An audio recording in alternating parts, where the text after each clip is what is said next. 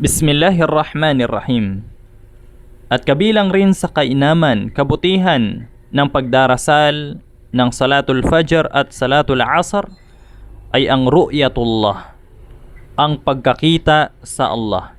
An Jarir radiyallahu anhu قال كنا جلوسا عند النبي صلى الله عليه وسلم إذ نظر إلى القمر ليلة البدر فقال إنكم سترون ربكم كما ترون هذا القمر لا تضامون في رؤيته فإن استطعتم ألا تغلبوا على صلاة قبل طلوع الشمس وصلاة قبل غروبها فافعلوا رواه البخاري ومسلم.